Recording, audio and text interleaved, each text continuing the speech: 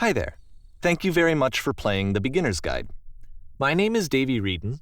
I wrote The Stanley Parable, and while that game tells a pretty absurd story, today I'm going to tell you about a series of events that happened between 2008 and 2011. We're going to look at the games made by a friend of mine named Coda. Now, these games mean a lot to me. I met Coda in early 2009 at a time when I was really struggling with some personal stuff, and his work pointed me in a very powerful direction. I found it to be a good reference point for the kinds of creative works that I wanted to make. So just to start you off, this is, I think, the first game he ever made. It's a level for Counter-Strike. You can walk around here, by the way.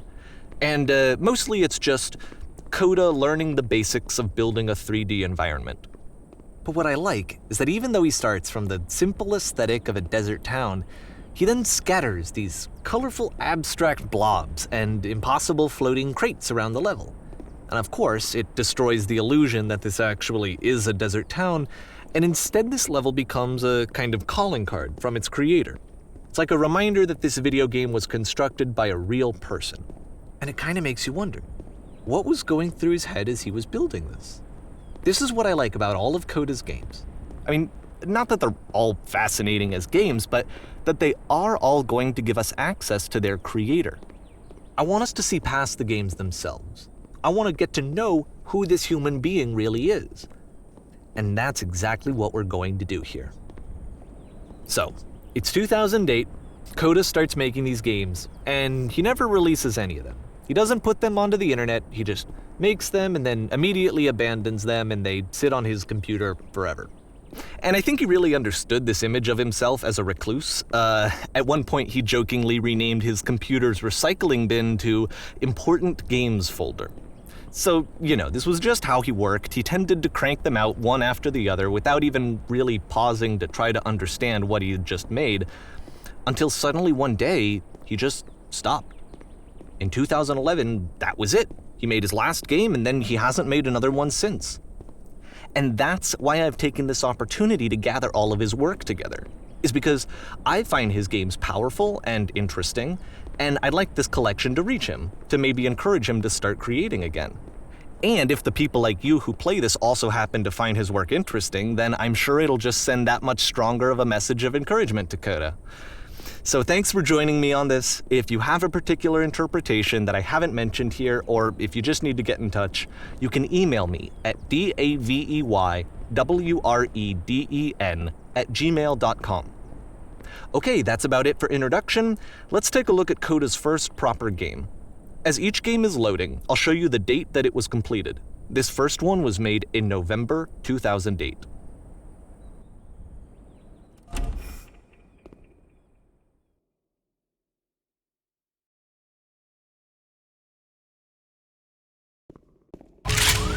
Warning. Whisper machine active. Shift destruction imminent. This game is called Escape from Whisper, and it's one of the more generic games you'll see from Coda.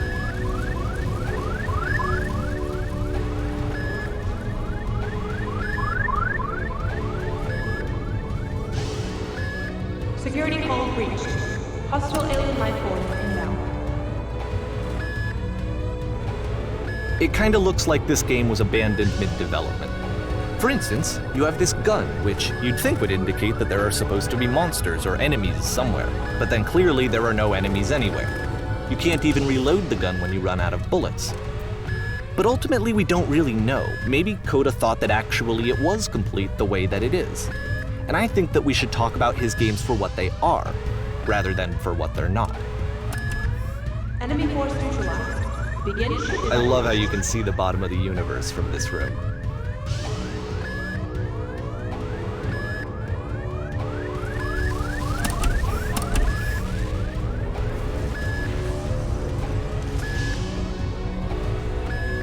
Apparently this space station has a labyrinth on it. Sure, I don't know. There's really no reason for it that I've ever been able to discern, so in the interest of time, I'm just gonna skip you on past it. Okay, this is the part that's interesting. The game has this narrative about the Whisper machine and how it has to be turned off, and then you get to the engine room.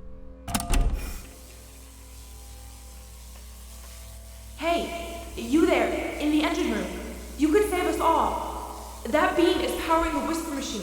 We could disrupt it by introducing a great enough heat signature.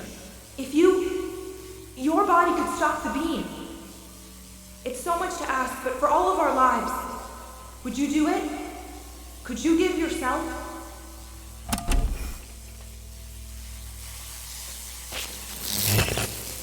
Let me pause here for a second. What you just experienced, stepping into the beam and then dying, is probably what Coda had initially intended when he was developing this level. But when he first compiles and plays it, something goes wrong. There's a bug somewhere. And this is what happens instead.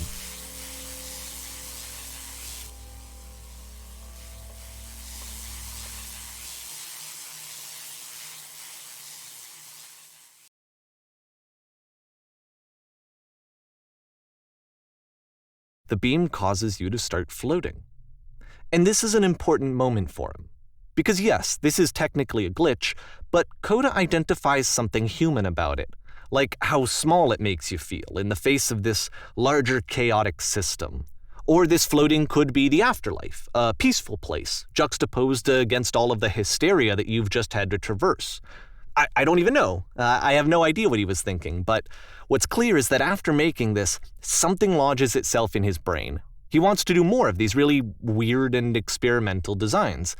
So he stops work on this and moves on to a stream of tiny little games that go in all sorts of directions. Let's go ahead and take a look at the first game he made after leaving this one behind.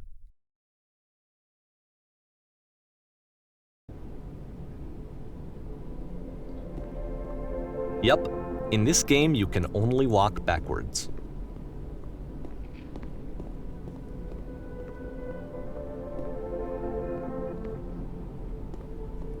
So it's a short and relatively minimalist experiment combining motion and narrative.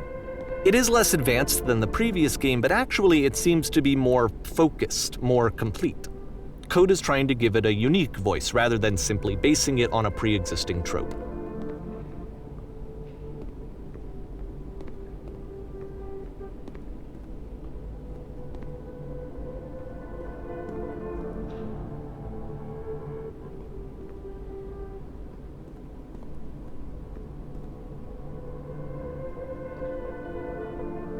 It's a short little thought, it says what it wants to say, and then it ends.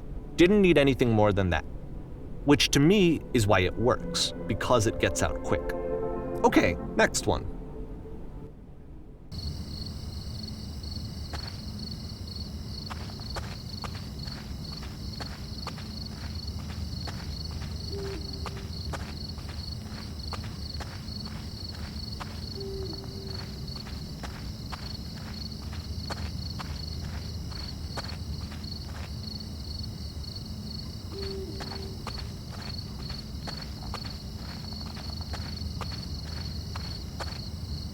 And that's it.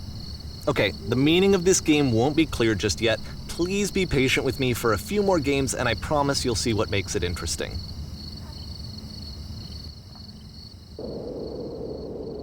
Oftentimes, Coda would put bizarre titles like this one at the start of his games. I wish I'd known him at the time that he was making these early games. He would really only talk to me about his work as he was making it. Once he stopped work on a game, that was it. It was dead to him. And I don't agree with that at all, but what are you gonna do?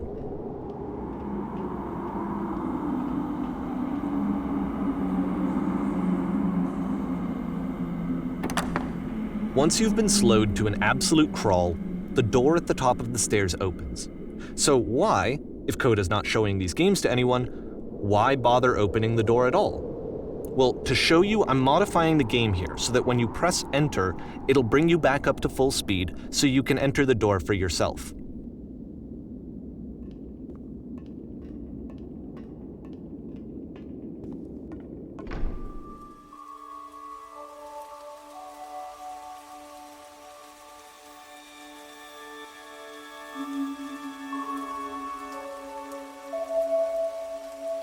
A room that's warm and nice and filled with little ideas for games.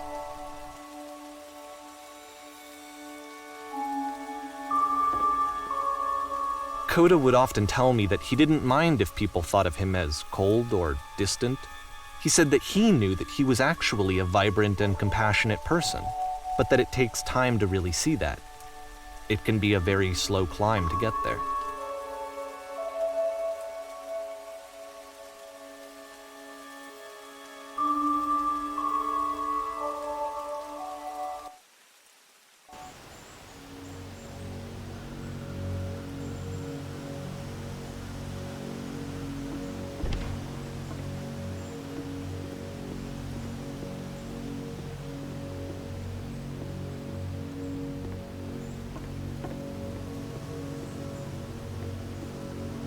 Well, this is new for Coda. It's an actual puzzle. Go ahead and see if you can solve it.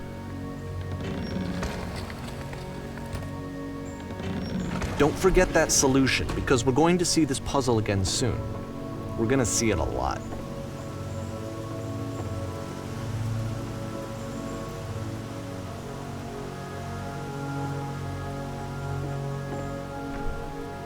So that seems to be it, right?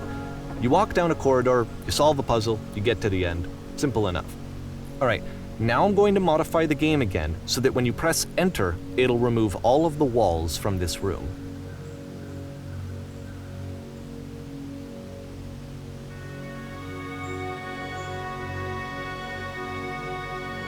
How about that?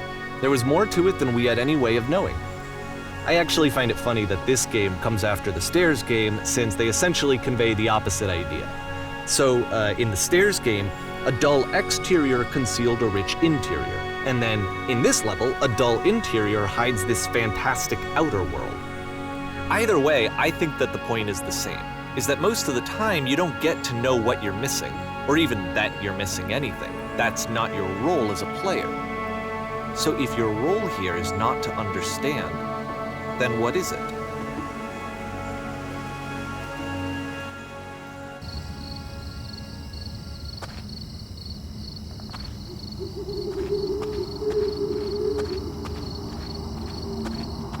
Aha!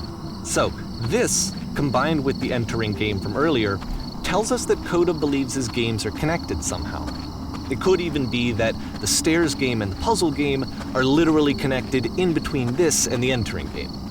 There's a bigger picture that all of his games are meant to play a role in, some larger meaning that we won't be able to grasp until we've seen all of them. And once we have, we can step back and start to understand what exactly that bigger picture is.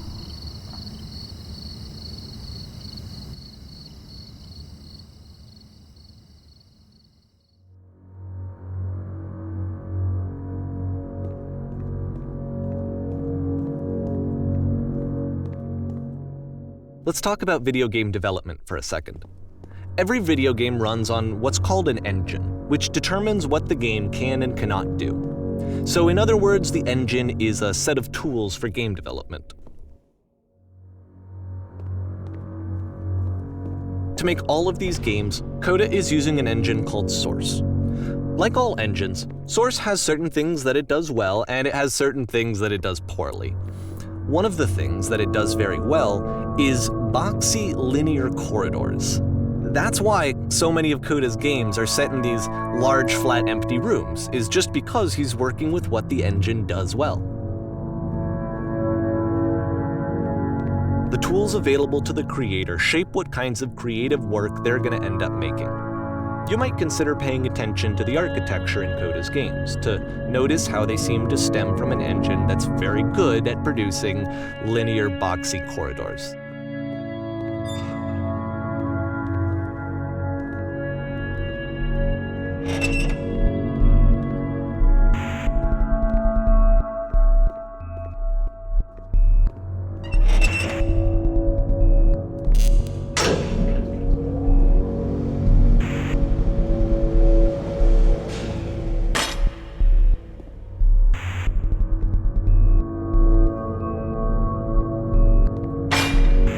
This prison, funny enough, in Coda's original design, the doors stayed shut for a full hour before letting you go. If you don't mind, I think we're gonna skip that. This is something that he and I used to argue about a lot. You know, whether a game ought to actually be playable, whether it means anything if no one can get through it. And I would always defend that, you know, all this work goes into the game, why not make it playable and accessible? And so we just got into heated arguments over it, and there was one time that after one of these conversations, he went home, and a day or two later, he sent me a zip file entitled Playable Games that was full of hundreds of individual games, each of which was just an empty box that you walked around in and nothing else. Believe me, I played every single one of those just to find out if there was like a gag hidden somewhere. There wasn't.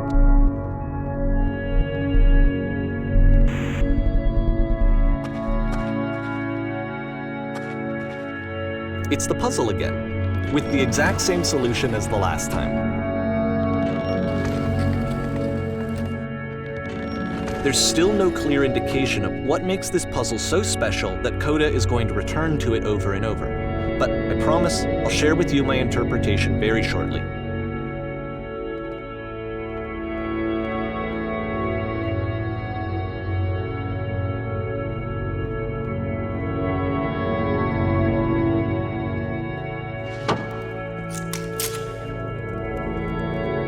Here, Coda begins using a kind of dialogue system that he fashioned out of the engine's chat capabilities. Use the 1, 2, 3 buttons on your keyboard to respond.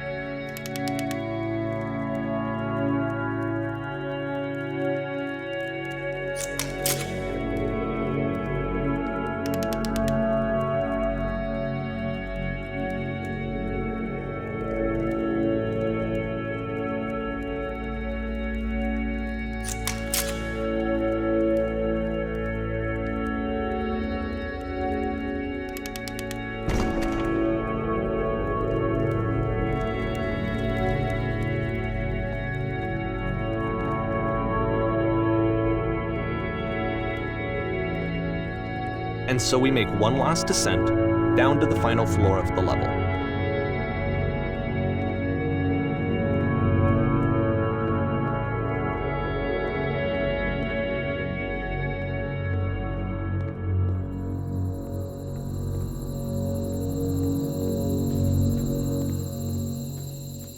It's a lamppost.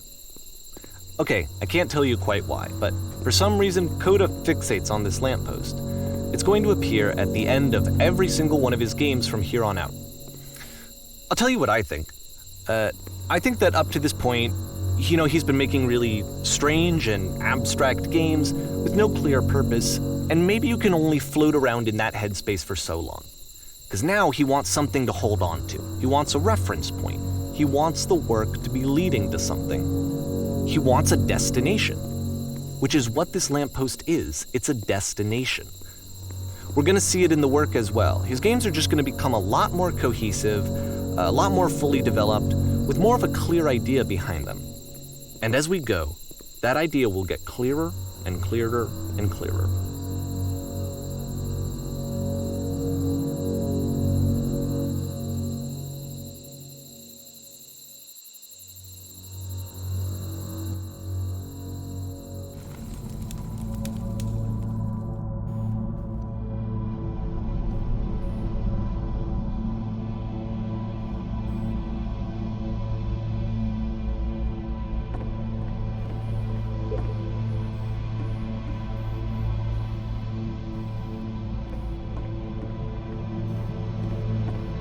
So first off, I'm sure you can deduce this, but this game is not connected to the internet.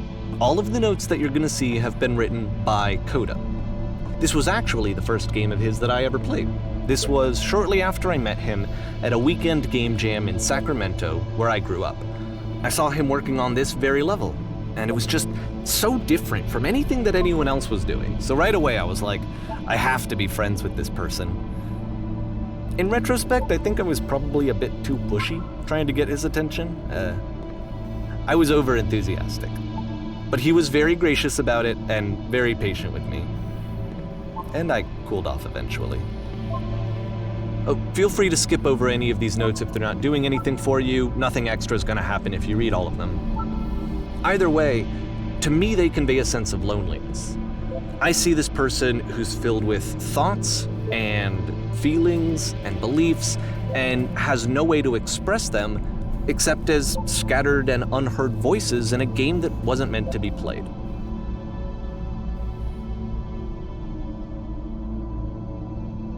But it's ironic, isn't it, that in playing this game and seeing how alone Coda often felt, that we get to know him better and actually kind of connect with him. And I have to be honest with you, this idea is really seductive to me, that I could just play someone's game and see the voices in their head and get to know them better and have to do less of the messy in-person socializing. I could just get to know you through your work. I think this is why I always liked Coda's games so much, is because it felt like they let me have that connection. I felt as though he was inviting me personally into his world. And then I feel less lonely too.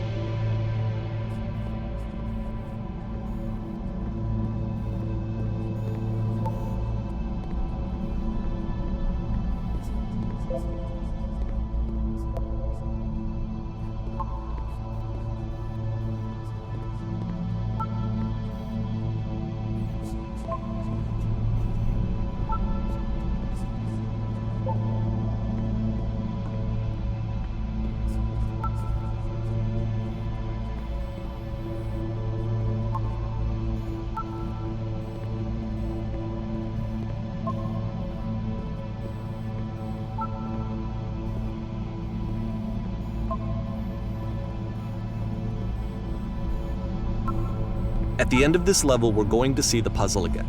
And here, I'll tell you what I think the puzzle means. Each of these games represents an idea that was on Coda's mind at the time that he was making it. And the puzzle is a way of closing the door on a previous chapter of his life before moving on to the next one.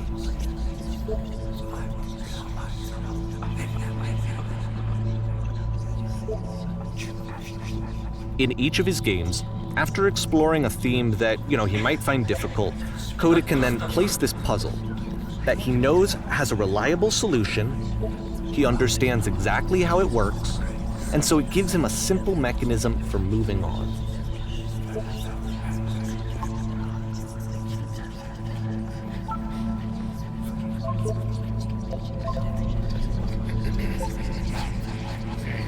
And because there's this dark area between the doors, a space between spaces, before you move on, you get to pause. Just for a moment, a few seconds to reflect on and let go of the events that led you here. To step back and connect the pieces together. To grasp at that elusive bigger picture.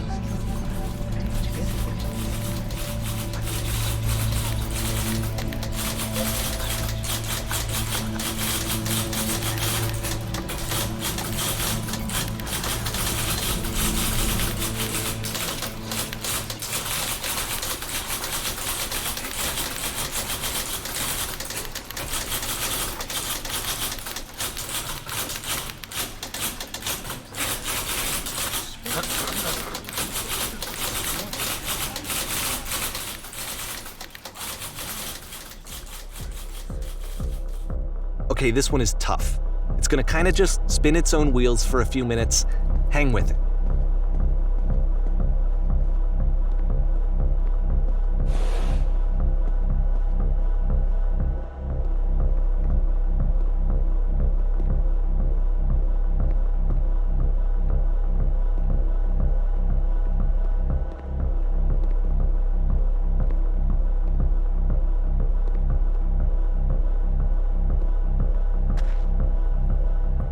See, this is it, the whole game, and there's nothing that's particularly interesting about it. You just walk to the end of a hallway. Except, for some reason, Coda gets really fixated on this prison that has all of this modern furniture.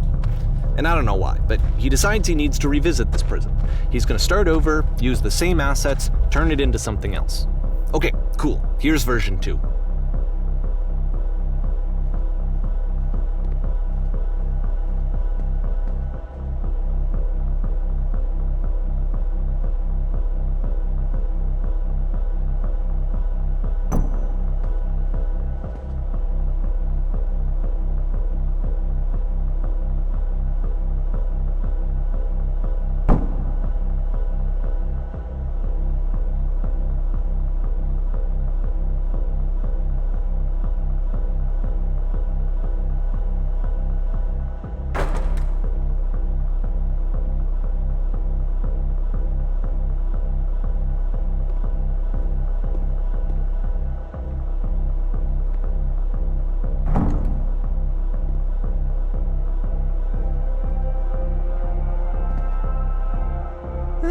There's a bit more to this one, but still it's not really communicating anything. It's kind of just weird for weirdness' sake.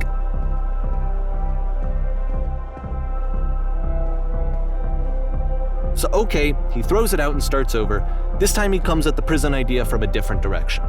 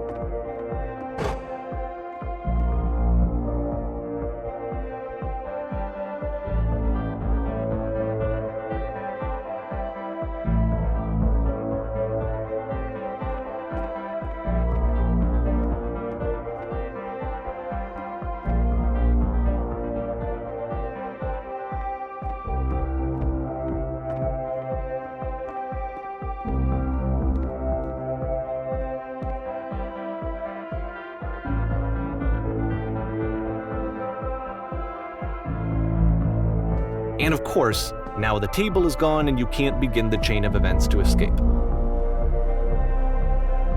Here's a version where there are no bars, but you can't actually get to the well. And then a version where the inside of the prison is the outside and the outside is the inside. Let me just blink you real quick through a few more of these. I mean, he really unloaded on this prison idea. There's nearly a dozen of them. Personally, I think it's awful to watch this, to see a person basically unraveling through their work. And for what? Like, at what point do you just go, maybe there are game ideas other than this prison that I could be working on? But Coda doesn't have that voice telling you to stop, that particular mechanism of defense against yourself. Without it, you just spiral. And so he keeps going and going and going and going and going, and then he hits on something. And he likes it. And that's it. He's done. He stops making prisons. This is the very last version of the prison game that he created. And the reason I think it works is that the prison is not actually in it.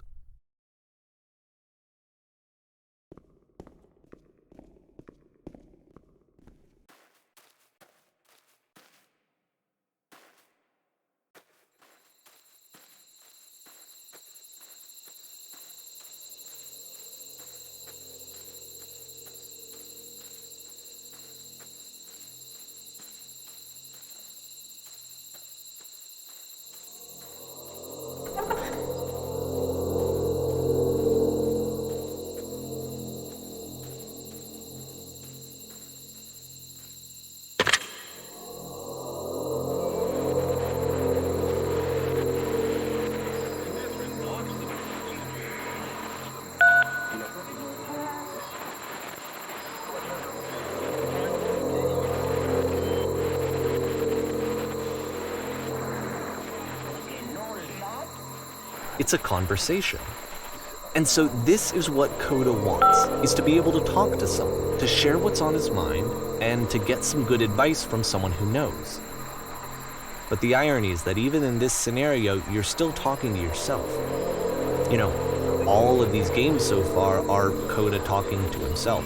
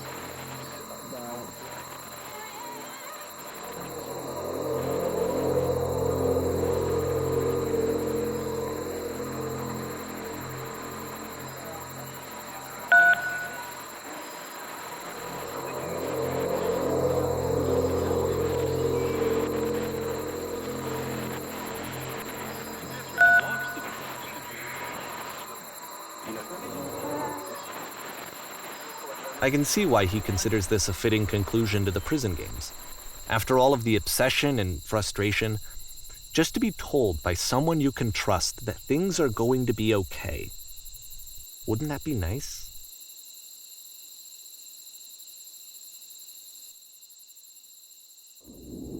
So what would it look like if Coda wanted to make a game about talking to someone other than himself?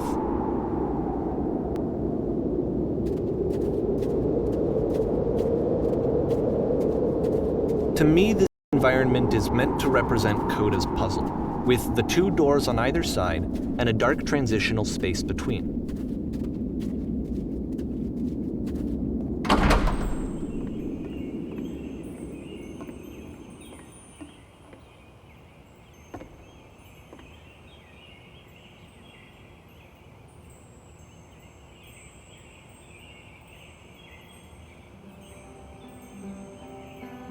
you'll notice that the quality of the art is a step up from previous games, including this new and improved chat system, which he started using from this point on.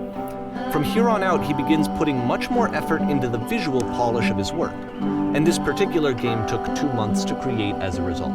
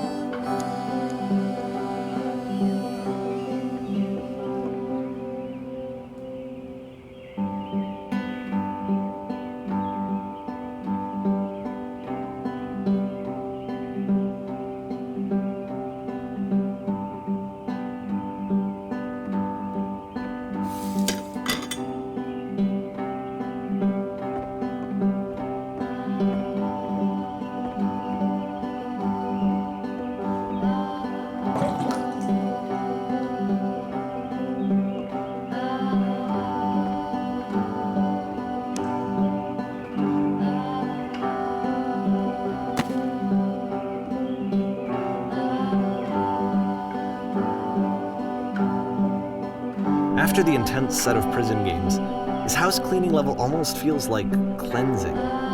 It's the moment after a particularly difficult or traumatic experience where you just need to let it sit and digest inside of you, and eventually cohere into something meaningful.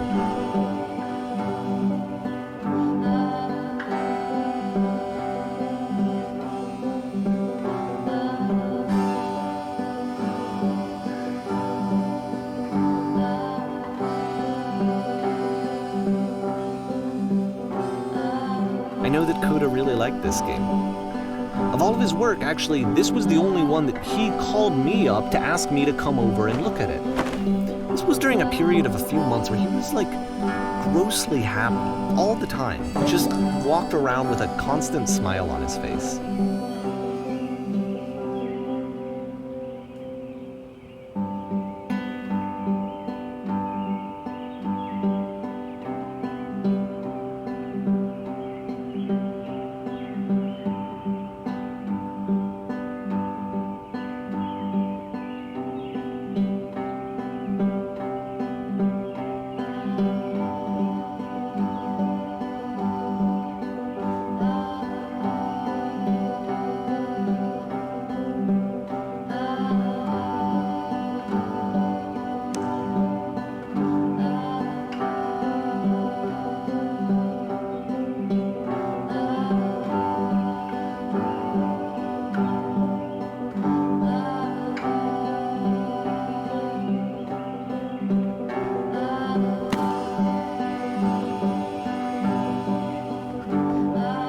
I'm glad he made this. I'm glad he found some peace.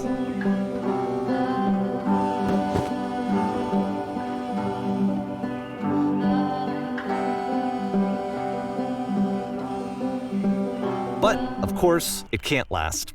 The music stops, your companion is gone, it's time to leave. The door at the top of the hill is now open as well. Again, you can't stay in the dark space for too long. You just can't. You have to keep moving. It's how you stay alive.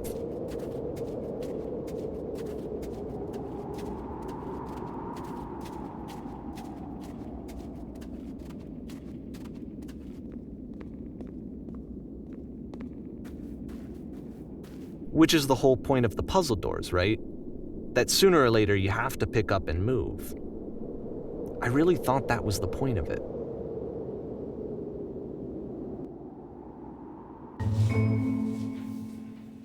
This one gets a bit goofy.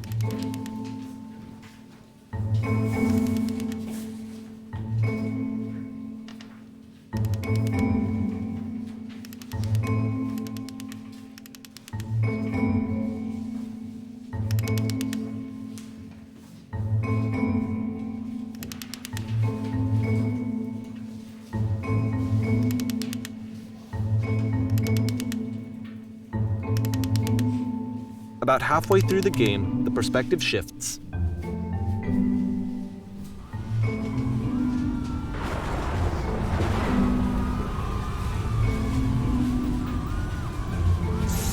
And you play as the teacher. And suddenly, you discover that your teacher is just as bigoted and afraid as you are. Oh, and also you can move around the classroom now.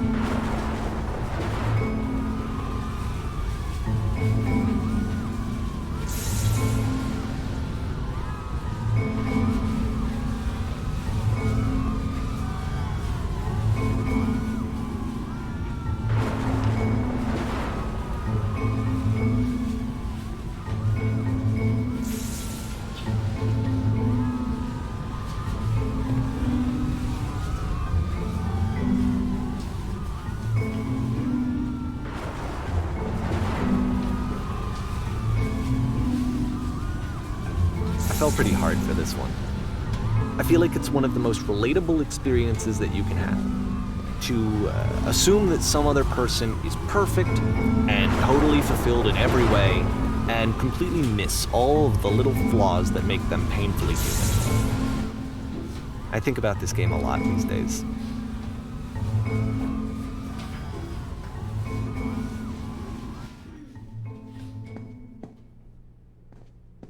This one took a lot longer than all the others for Coda to make. It was 4 months between this and the last one. That's twice as long as it took him to make any other game before this, and it's not like it's particularly complex, so I remember I found that a little strange at the time.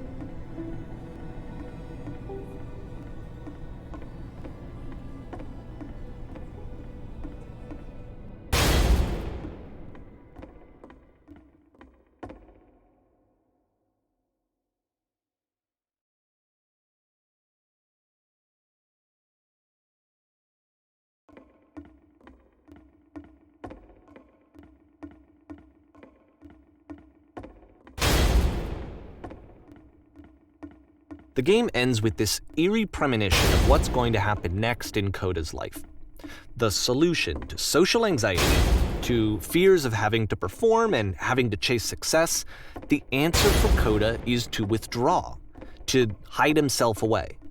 Which is what leads to scenarios like the stairs that slowed you down several games ago, where it just becomes harder and harder to access Coda's inner landscape because he keeps retreating. He just keeps backing away from possible connections to anyone other than himself. And to be honest, I didn't consider it very healthy when I first played this game. It looked to me like he was trying to justify the idea of just disconnecting yourself from the world. And that wasn't what I wanted for him or for his games. Because I feel like a lot of his games are inviting me to connect with this person, to bring him closer. But what can you do? After this, Coda went off and took another 5 months to make a new game.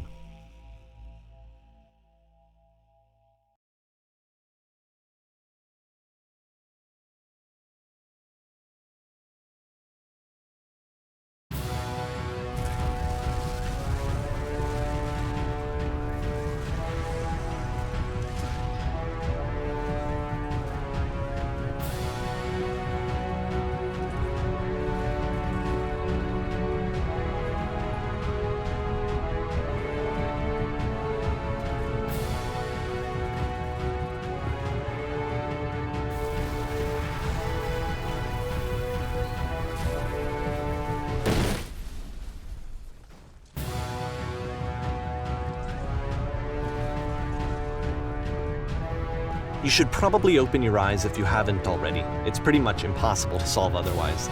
And there is a solution, by the way.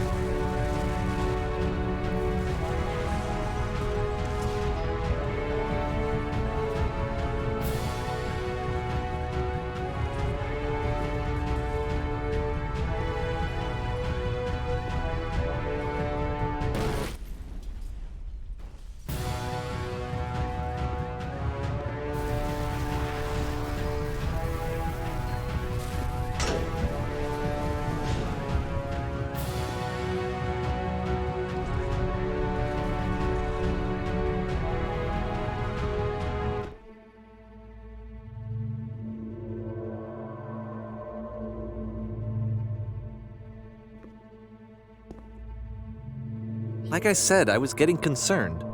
First off, he's never been this explicit in his work about exactly what he's thinking. So where's that coming from? But then even weirder, his work has potentially stopped being an outlet for him. Not like he's having trouble iterating on ideas, but he literally just can't think of new ideas anymore. And in person, he was being a lot more distant than usual. Like, you know how sometimes a person will just deflect anything that you say in order to keep themselves disconnected all the time? It was that kind of thing. Here was the point in my relationship with Coda where I really started to wonder if he needed my help in some way. His games are going to get more desperate from here on out. After this game, it's almost 6 months before he finishes something new.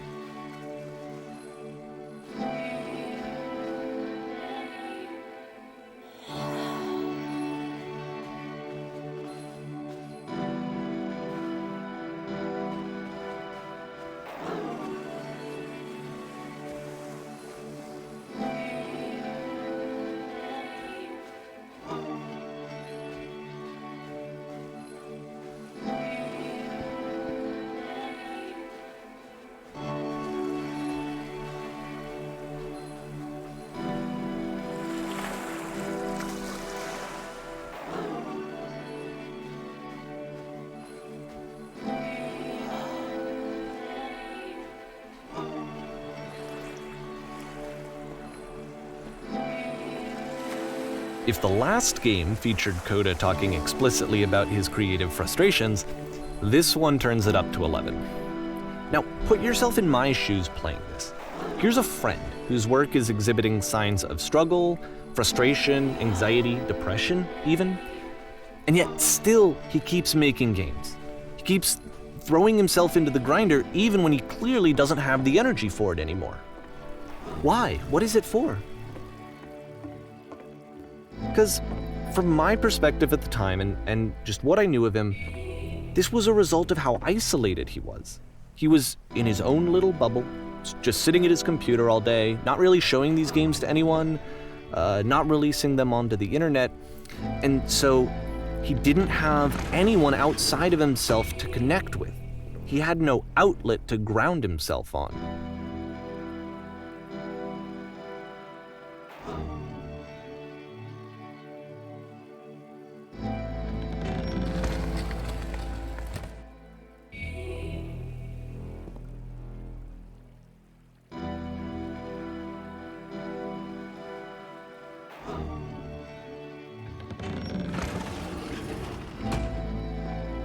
You can't talk yourself out of loneliness.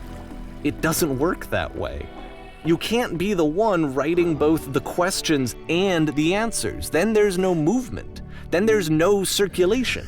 If all of your anxieties are being channeled into your work, then if the work ever fails, you have no backup and you're just going to crash.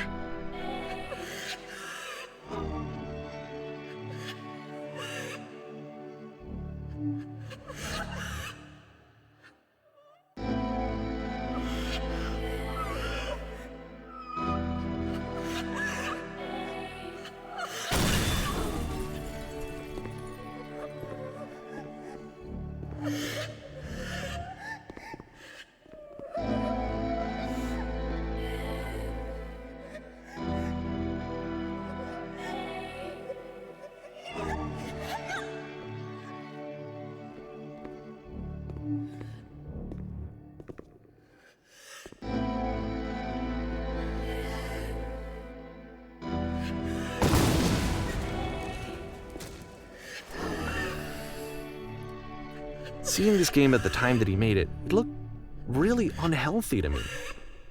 I was watching him do this to himself, and I hated it. I hated seeing him so trapped. It's like, video games are not worth this amount of suffering.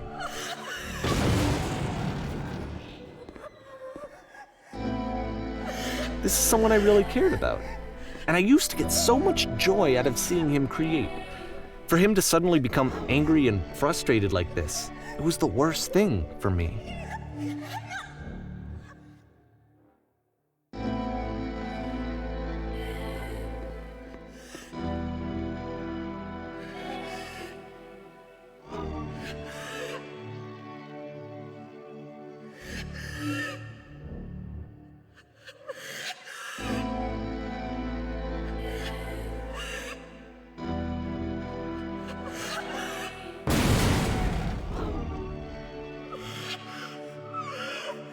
I don't know. This is what I felt at the time. I don't know how else to explain it. I wanted it to stop more than anything. It never felt so rotten. I needed more than I had ever needed anything for this to stop.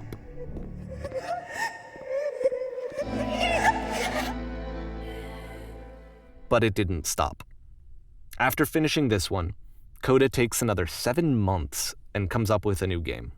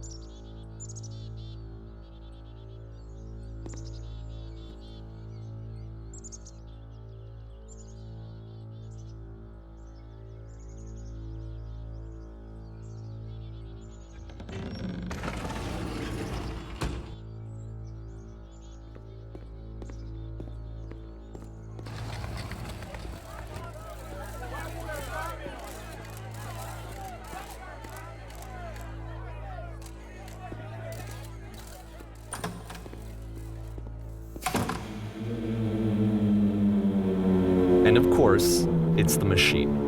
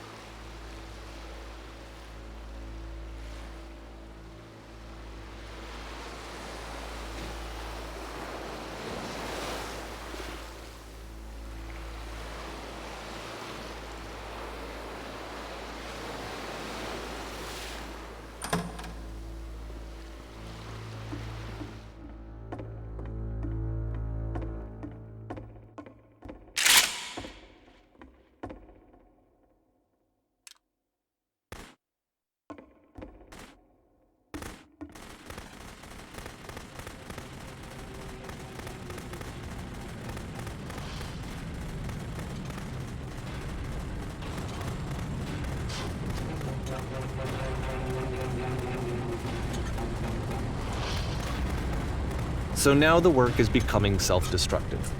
And I'll tell you, at the time that I first played this game, shortly after he made it, here's what I'm thinking to myself. I'm thinking that Code is stuck in his own head, and that it's having a very negative effect on him, and that all he needs to do is just start showing his work to people, to get some actual feedback on his games. It might get him out of isolation. And so, as I'm thinking this, I realize that I could be the one to initiate it. Because it would never occur to Coda to start actively soliciting feedback, so what if I did it for him? If he could see the difference it would make to have more actual conversations with other human beings, would that bring him out of his mental spiral? Would it give him confidence in himself? Would it bring meaning back into his work?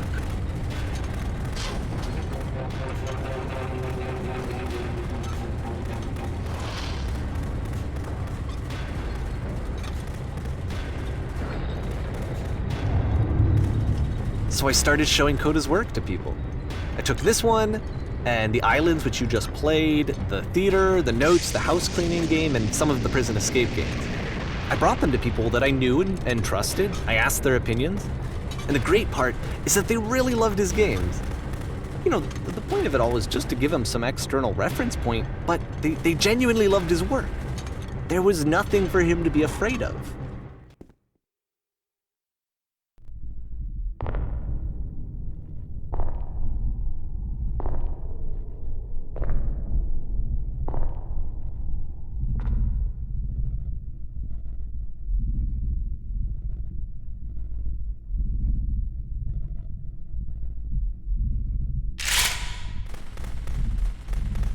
Can you see why I felt like this was the right thing to do? Because it's the thing that I always feel like I need, to be told that my work is good, that I am good. When someone really connects with a thing that I've made, when they see themselves purely in my work, there's nothing that feels better. And I got to give that very same feeling to my friend. I did something, I really felt like I'd done something good, like I was a good person. I felt like there was a friend who was in trouble and was unhappy and maybe didn't like themselves, and I could fix it. If I could give him this gift, maybe I could fix the problem. When they told me how much they enjoyed his games, it was the best feeling. It was the absolute best feeling. It made me feel so happy, so beautifully, beautifully happy.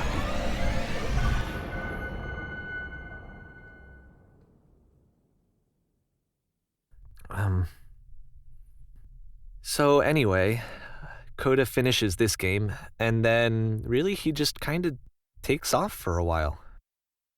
So this is June of 2011, and I didn't hear anything from him for several weeks, I guess. And so out of nowhere, one day I get an email, and it's got a private link to a new game of Coda's. This one is called The Tower, and to my knowledge, it's the last game that Coda ever made. So let's take a look.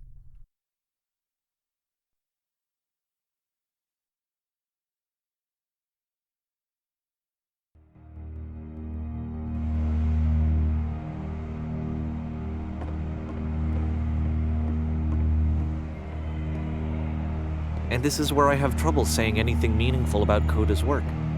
Because more than anything else, the tower just feels distant. It feels like it's trying to distance itself from the world. It's a very cold game.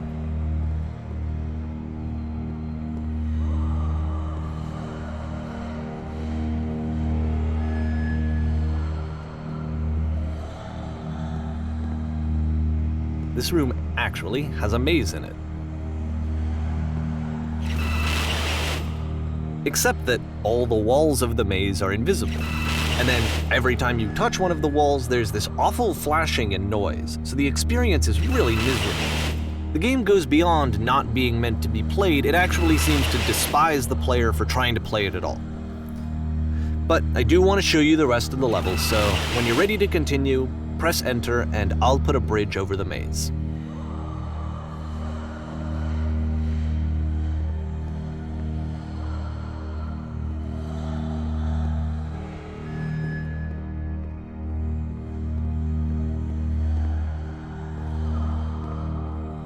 And to be fair, it's not like this is the first game that's needed some modification to be playable. Like the house cleaning game. You know, that one used to actually loop the cleaning chores and you just cleaned a house forever. I had to cut it off so that you could exit the house and the game would actually end. But that game had an idea that it was actually trying to communicate. What's the deeper idea behind the invisible maze? The only way past this challenge is to randomly guess the 6-digit code. Like the invisible maze, it's frustrating to me, because it's the opposite of everything else that Coda has made. It doesn't encourage thought or engagement. It doesn't ask anything of me, except a lot of my time. If I could have reached him during this time, then maybe I could have asked him, but I couldn't. I still don't really understand why this is here. I'll put the code on the ground for you here, though, so that we can move on.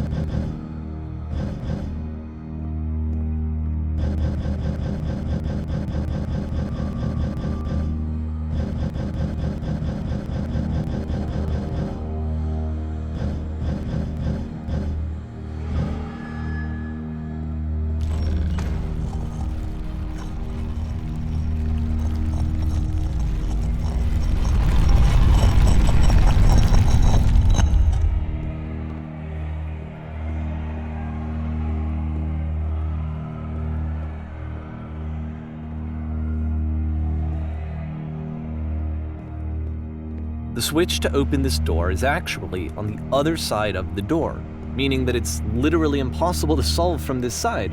So even if you somehow brute forced your way through the first 2 challenges and you got to this point, there's actually just no way to progress. And it's scary for me, the idea of Coda cutting himself off entirely, just saying, you know, that's it, that's the end of the conversation, not giving me any way to fix the problem. I feel like a failure, I guess, when I can't fix the problem. But I can open this door for you, so let me do that.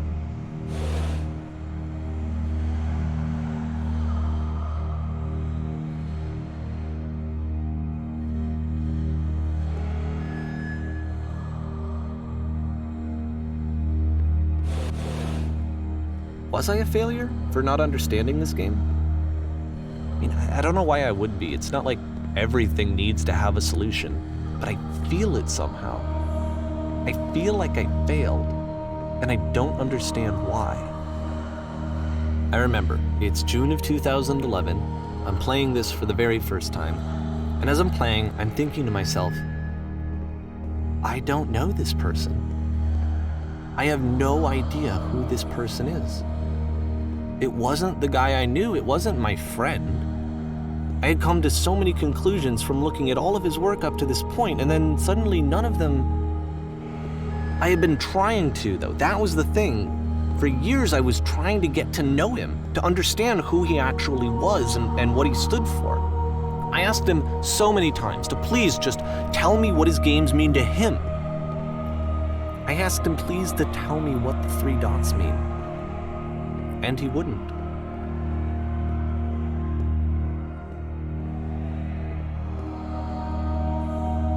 I just felt so strongly that if I could have connected with him, that if I could have somehow made his work my own, that I would finally be once and for all happy.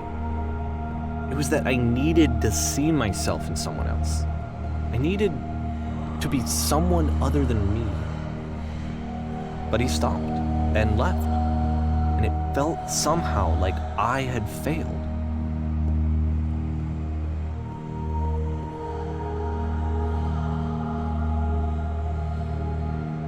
Where did I screw up?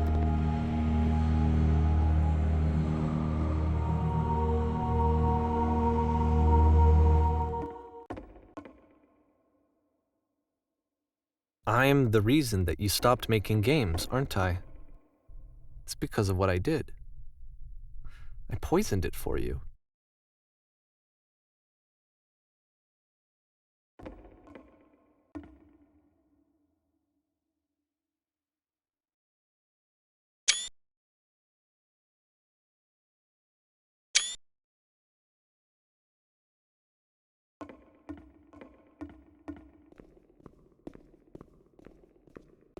I don't think I ever told you this, but when I took your work and I was showing it to people, it actually felt... it felt as though I were responsible for something important and valuable.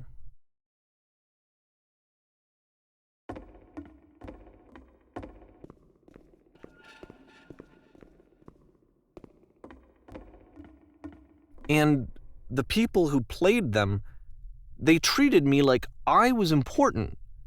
They really listened and cared about what I had to say. Even though I was showing your work, I felt good about myself. Finally. For a moment, while I had that, I liked myself.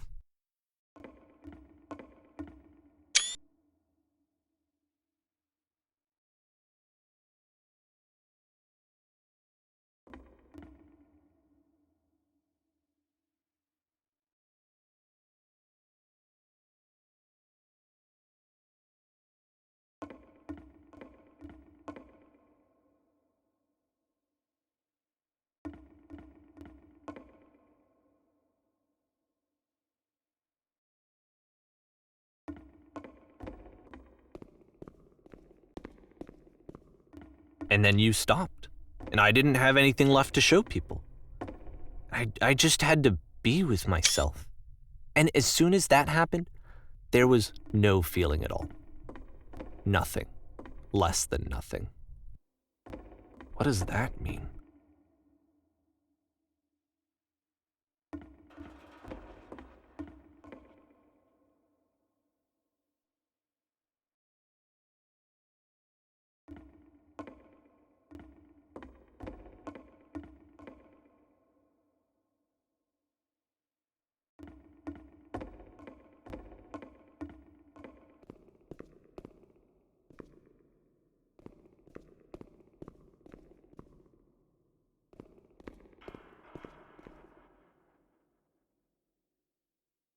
I'm afraid that I did something really stupid because I don't like myself.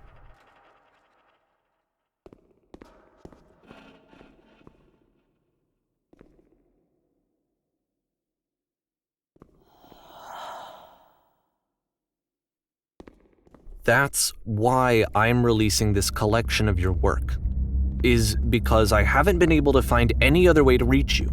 I've tried everything. And so a part of me has hope that if I put this compilation out into the world, and if I put my name on it, that maybe enough people will play it so that it'll find its way to you, so that I can tell you that I'm sorry. I know I screwed up. If I apologize to you truly and deeply, will you start making games again?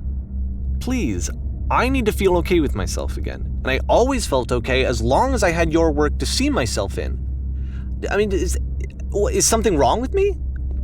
Because I know that I did an awful thing, and I'm doing it again right now. Like, I'm showing people your work, but I can't stop myself from doing it. That's how badly I need to feel something again, like I'm an addict. There has to be something wrong with me. Can I apologize? What if I tell you I was wrong? Will that work? Will that fix it? I don't know. I don't think it will, but there's nothing else that I can do. Just tell me what you want. I'm sorry. I'm sorry. Please, start making games again. Please help me. Please give me some of whatever it is that makes you complete. I want whatever that wholeness is that you just summoned out of nothing and you put into your work. You were complete in some way that I never was.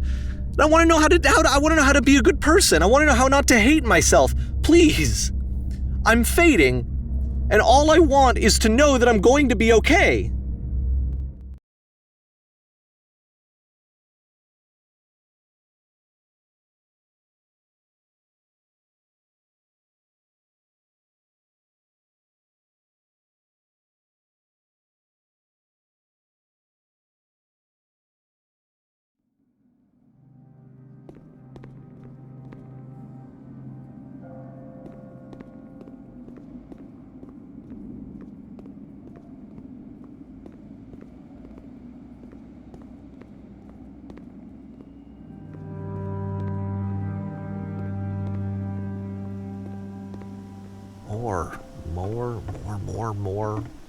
More love, more praise, more people telling me that I'm good. Always more. It's like a disease. Solution.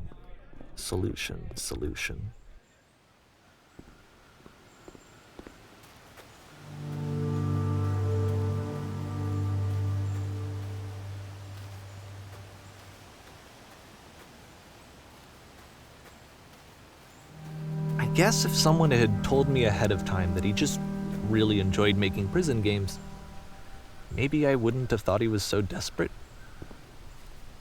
I wouldn't have told so many people that he was depressed. Maybe he just likes making prisons.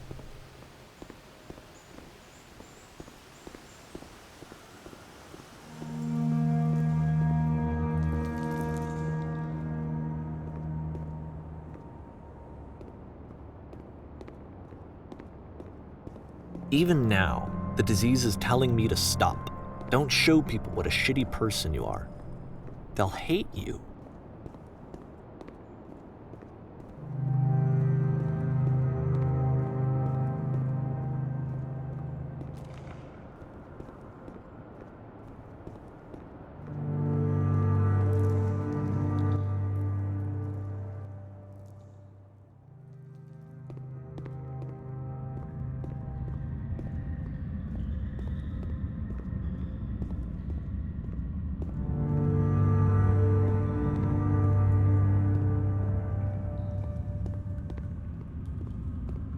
If I knew that my life depended on finding something to be driven by other than validation, what would that even be? It's strange, but the thought of not being driven by external validation is unthinkable. Like, I actually cannot conceive of what that would be like.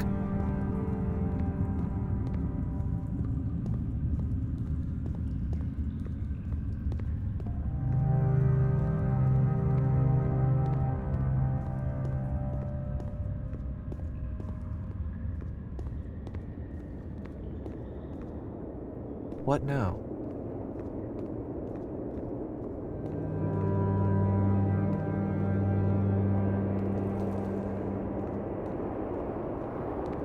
I think I need to go. And I'm sorry, because I know that I said that I would be here and I would walk you through this, but I'm starting to feel like I have a lot of work to do. I have a lot that I need to make up for, and so I'm just gonna... Okay.